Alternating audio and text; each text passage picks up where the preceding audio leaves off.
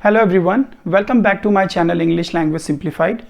आज हम सीखेंगे कि भाषा सीखते वक्त हमारे पास कौन सी संभावित चुनौतियां हैं या चैलेंजेस हैं और हम कैसे उनसे आगे निकलकर अपनी भाषा सीखने का जो प्रयास है वो निरंतर जारी रख सकते हैं। सबसे पहला हमारा चैलेंज जो है वो है lack of exposure. Lack of exposure से हमारा संबंध है कि हमारे पास भाषा सीखने के लिए एनवायरनमेंट नहीं होता। ये ज़्यादातर बच्चों की एक शिकायत भी रहती है कि मेरे पास कोई बात करने के लिए नहीं है, मैं कैसे अपना अभ्यास करूं। इससे निकलने के लिए हमें लिसनिंग में जाना चाहिए। Listening in the sense of listening to songs, watching English movies, watching English documentaries, और पॉसिबल ये है कि आप कुछ ऐसे साथी ढूंढें जिन्हें अंग्रेजी सीखने का कुछ शौक है और आप उनके साथ अभ्यास कर सकें। ये सबसे इसका सॉल्यूशन है। उसी के बाद आता है हमारा लिमिटेड रिसोर्सेज। ज़्यादातर बच्चों के पास क्वालिटी रिसोर्सेज नहीं होता है भाषा सीखने के लिए। रिसोर्सेज में आपके पास बहुत सारी चीज़ आती हैं, न्यूज़पेपर, मैगजीन्स, ये एडिशनल रिसोर्सेज हैं, सप्लीमेंट्री रिसोर्सेज हैं। आपके पास ग्रामर की बुक्स होनी चाहिए, आपके पास ग्रामर एक्सरसाइजेज होनी चाहिए, चाहे आप ऑनलाइन करें या आप फिजिकल बुक में करें। आपको डिक्शनरी आपके पास होनी चाहिए। ज़्यादातर बच्चे आजकल डिजिटली गूगल से चेक कर लेते हैं। अच्छा होगा कि आपके पास फिजिकल डायरी हो, डिक्शनरी हो, जिसमें आप शब्दों को अच्छी तरह से देखकर, समझकर और उनके जो यूसेजेस हैं वो आप अच्छी तरह प्रैक्टिस करें। थर्ड है हमारे पास एक्सेंट एंड प्रोनाउंसिएशन। हिंदी भाषा का जो उच्चारण है वो अलग है और अंग्रेजी भाषा का जो उच्चारण है वो बिल्कुल अलग है। तो अगर हम बात करें, हिंदी एक रिदम बेस्ड लैंग्वेज है जबकि अंग्रेजी एक स्ट्रेस बेस्ड लैंग्वेज है। तो जब भी हम किसी दूसरी भाषा को सीखते हैं तो हमें यह भी प्रयास करना चाहिए कि उस भाषा का जो एक स्वाभाविक या एक बहुत प्राकृतिक जो उसका उच्चारण है वो क्या है। एंड ये बहुत बड़ा कारण है कि जब भारतीय बच्चे जब अंग्रेजी सीखते हैं तो उनका मदर टंग इन्फ्लुएंस, यानी कि जो उनकी पहली भाषा है उसका असर उनकी दूसरी भाषा या L2 पर आता है। तो कोशिश करें कि आप जब लिसनिंग एक्सरसाइज में जाएंगे अपना एनवायरनमेंट क्रिएट करने के लिए, तो आप इस बात पर भी ध्यान दें कि उस जो भाषा आपकी टारगेट है अंग्रेजी, उसका प्रोनाउंसिएशन क्या होता है। हालांकि प्रोनाउंसिएशन और एक्सेंट दो अलग अलग चीजें हैं। किसी भी शब्द का एक नेचुरल प्रोनाउंसिएशन होता है और अलग अलग कंट्रीज में उनके डिफरेंट एक्सेंट्स होते हैं। तो अभी हम एक्सेंट की बात नहीं कर रहे, हम सिर्फ ये कह रहे हैं कि जब हम लोगों को सुनते हैं, स्पेशली जिनकी ये भाषा है उनको बोलते हुए सुनते हैं, तो हमारा जो प्रोनाउंसिएशन है उसमें काफी इंप्रूवमेंट आता है। नेक्स्ट बात करेंगे हम लोग ग्रामर और वोकैबुलरी की। आपको पता है पिछली वीडियो में भी मैंने ग्रामर और वोकैबुलरी के बारे में बात किया था। क्योंकि हिंदी भाषा में जो सब्जेक्ट वर्ब ऑब्जेक्ट है और इंग्लिश का जो सब्जेक्ट वर्ब ऑब्जेक्ट है वो दोनों ऑपोजिट हैं। अगर आप चेक करेंगे तो आपको पता लगेगा कि हिंदी की व्याकरण और अंग्रेजी की ग्रामर में काफी जमीन आसमान का फर्क है। तो शुरुआत में हो सकता है कि हम हिंदी से अंग्रेजी में सीखने की कोशिश कर रहे हैं और वाइस वर्सा, अंग्रेजी से हिंदी में सीखने की कोशिश कर रहे हैं, लेकिन जो ग्रामर है वो ट्रांसलेशन के पार्ट में नहीं जानी चाहिए। शुरुआत में आपको हेल्प कर सकता है बट आगे चल के आपको हेल्प नहीं करता। वोकैबुलरी की जब बात करें तो अंग्रेजी की वोकैबुलरी हिंदी की वोकैबुलरी से काफी भिन्न है। वैरायटीज हिंदी अंग्रेजी में ज़्यादा हो सकती हैं, लेकिन जब भी हम अंग्रेजी सीखें तो जो पिछली वीडियो में मैंने बात किया था कि हमारे पास वर्ड फैमिली और आइसोलेशन में जो वर्ड्स हैं, फ्रेजल वर्ब्स हैं और ईडियम्स हैं, हम उन तरह के वोकैबुलरी पर काफ़ी ध्यान दें और सबसे पहले वोकैबुलरी शब्दावली पर अपना जो पकड़ है वो बहुत अच्छी बनाएं और साथ ही साथ फिर उन्हीं शब्दों को हम ग्रामर में प्रयोग करना सीखें। नेक्स्ट आता है हमारा सोशल स्टिग्मा। ज़्यादातर बच्चों को लगता है कि अंग्रेजी एक एलीट सोसाइटी यानी कि बहुत ऊंची सोसाइटी की भाषा है। ऐसा नहीं है। भाषा भाषा होती है, चाहे वो हिंदी है, मराठी है, रशियन है, यूक्रेनियन है या ग्रीक है। कोई भी भाषा हम लें, सारी भाषाएं एक कॉमन ही मानी जाएंगी। वो बात अलग है कि कुछ भाषा ज़्यादा लोगों द्वारा बोली जाती है, कुछ भाषा कम लोगों द्वारा बोली जाती है। भाषा का एक ही अर्थ है अपने आप को व्यक्त करना। कोई भाषा बड़ी या छोटी नहीं होती है। तो अंग्रेजी से जुड़ा हुआ जो ये स्टिग्मा है या ये एक दाग है कि ये सिर्फ एलीट सोसाइटी की भाषा है, ऐसा नहीं होना चाहिए। This is also a barrier which stops you from learning. तो कोशिश करिए इस स्टिग्मा में कभी ना आए। लास्ट हमारा जो चैलेंज है, जो कि मुझे लगता है एक चैलेंज है, वो है कॉस्ट। अगर आप अच्छी ट्रेनिंग के लिए जाएंगे तो आपको भी पता है कि हमें ज़्यादा पैसा खर्च करना पड़ेगा।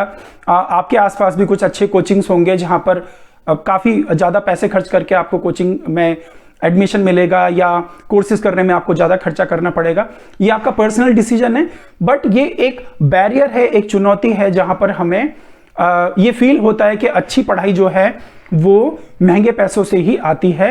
इस चुनौती का सामना हम ऐसे कर सकते हैं, आजकल डिजिटल सर्विसेज आपके पास हैं, आप फ़ोन से कई तरह के चैनल्स आप सब्सक्राइब कर सकते हैं, आप कई तरह के एप्लीकेशंस आपके पास अवेलेबल हैं, फ़ोन में आप सर्च कर सकते हैं गूगल प्ले में। तो आपके पास जो भी आपको अच्छा लगे आप एप्लीकेशन डाउनलोड करके या ऑनलाइन आप ट्रेनिंग लेकर आप इस कॉस्ट वाले जो स्टिग्मा है या चैलेंज है इससे बाहर आ सकते हैं। कुछ मेरे सजेशंस हैं जो मैं आपको देना चाहूँगा अंग्रेजी सीखते वक्त, या आप कोशिश कर रहे हैं अभी से सीखने की, तो कुछ चीज़ें हैं जो कि मैं आपके साथ शेयर करना चाहूँगा। ये मेरे पर्सनल एक्सपीरियंस है। मैं खुद यूपी बोर्ड हिंदी मीडियम से पढ़ा हुआ हूँ। मेरी जो ग्रेजुएशन थी वो हिंदी मीडियम से ही थी। उसके बाद मुझे भी ऐसा आभास हुआ कि मुझे अंग्रेजी सीखनी चाहिए, और काफ़ी मेहनत के बाद जब मैं अंग्रेजी सीखा तो मुझे लगा कि अंग्रेजी माध्यम या हिंदी माध्यम हमारा कोई बैरियर नहीं है, कोई रुकावट नहीं है। ये मेरी अपनी खुद की सोच है जिससे जो मुझे रोकती है या आगे बढ़ने को प्रेरित करती है। तो मेरे पास क्या आपके सजेशंस हैं आपके लिए, वो ये हैं। पॉजिटिव एटीट्यूड, सकारात्मक दृष्टिकोण रखिए। अंग्रेजी सीखना एक बहुत इंटरेस्टिंग काम है, भाषा सीखना एक इंटरेस्टिंग काम है, बशर्ते कि आपका भाषा में बहुत इंटरेस्ट है या नहीं है। अगर आपका भाषा में इंटरेस्ट है तो आप अंग्रेजी बहुत जल्दी सीख सकते हैं। तो पॉजिटिव एटीट्यूड रखिए। आपके आसपास लोग होंगे जो कहेंगे कि नहीं, तुम अंग्रेजी नहीं सीख सकते, अंग्रेजी तुम्हारे बस की बात नहीं है, इसके शब्द बहुत डिफिकल्ट हैं, इसकी ग्रामर बहुत कंफ्यूजिंग है। Yes, accepted. हर चीज़ मुश्किल है और हर चीज़ आसान भी है। आपके पास स्ट्रॉन्ग विल होनी चाहिए, पॉजिटिव एटीट्यूड होना चाहिए आगे बढ़ने का। नेक्स्ट मेरा सजेशन है डिटर्मिनेशन। अड़े रहो, डटे रहो। एक दिन में कुछ नहीं होता, और जितना आप प्रयास करते जाएंगे आपको धीरे धीरे आगे के स्टेप्स क्लियर दिखते चले जाएंगे। आज हो सकता है आप शुरुआत करें तो आप सोचें कल, परसों या एक हफ्ते में कितने नोटिसेबल चेंजेस आएंगे। जो नोटिस करने वाले चेंजेस हैं वो कुछ समय बाद आते हैं। आप महीने ना गिने कि मैंने 3 महीने का कोर्स किया या 4 महीने का कोर्स किया। आपको घंटे काउंट करने चाहिए कि मैंने आज कितने घंटे पढ़ाई की। फॉर एग्जाम्पल, आपने आज 8 घंटे अंग्रेजी की प्रैक्टिस की, जिसमें वर्ड्स भी याद किए, ग्रामर भी सीखी, कॉन्वर्जेशन भी प्रैक्टिस किया, लिसनिंग एक्टिविटीज भी की। तो 8 घंटे एक दिन के आपको बहुत ज्यादा बेनिफिट देंगे 3 घंटे एक हफ्ते में। आप खुद कैलकुलेट कर सकते हैं। तो डिटर्मिनेशन से मेरा एक ही तात्पर्य है कि अगर कोई चीज शुरू किया है मन से तो प्लीज डटे रहें, टिके रहें और अपने आप को प्रूव करें, किसी और के लिए नहीं, सिर्फ अपने लिए। Long term process. So learning a language और anything else, you can talk about anything, learning a language is a long term process. आप अपनी खुद की भाषा के लिए देखिए, क्या हमें हिंदी अच्छी तरह से आती है? शायद नहीं। बोलचाल की हिंदी की भाषा अलग है, लेकिन जब आप कोई साहित्य उठाते हैं या हिंदी का अखबार उठाते हैं या कोई हिंदी की मैगजीन उठाते हैं तो उनके शब्दावली और वाक्य में आपको उच्च स्तर की एक भावना आएगी कि इनके जो सेंटेंसेस का जो स्ट्रक्चर है, जो ढांचा है, जो इनके द्वारा चुने गए वर्ड्स हैं, जो शब्द हैं, वो थोड़े उच्च क्वालिटी के हैं। तो कोई भी चीज एक लॉन्ग टर्म प्रोसेस होता है। शॉर्ट टर्म गोल प्लीज ना ढूंढें। शॉर्ट टर्म गोल 90 दिनों में अंग्रेजी सीखें या 20 दिनों में अंग्रेजी सीखें, प्लीज इन चीजों में बिलीव ना रखें। हो सकता है किसी के लिए सफल हो, लेकिन लॉन्ग टर्म प्रोसेस को एंजॉय कीजिए, not for the destination but the whole journey. तो जैसे जैसे आप सफर में आगे बढ़ेंगे, शब्दों के साथ, वाक्यों के साथ, उच्चारण के साथ, ग्रामर एक्टिविटीज के साथ, you are going to enjoy lot.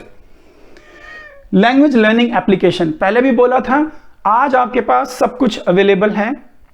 Challenge सिर्फ ये है कि मैं कितना टिका रहता हूं, कितना डिटरमिन्ड हूं, कितना मेरा पॉजिटिव एटीट्यूड है, कितना मेरा स्ट्रॉन्ग विल है।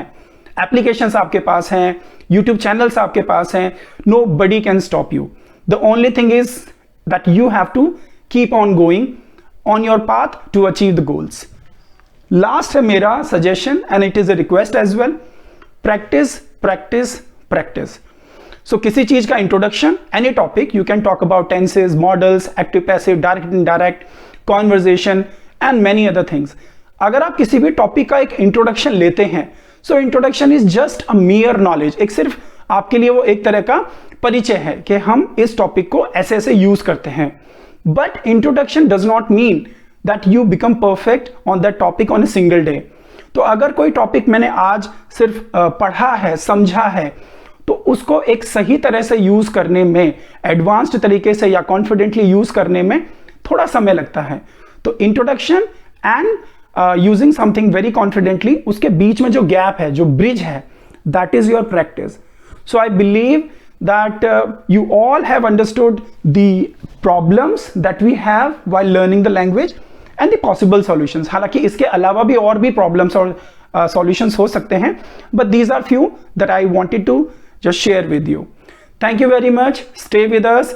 There are going to be many more like interesting videos for everyone. Thank you very much.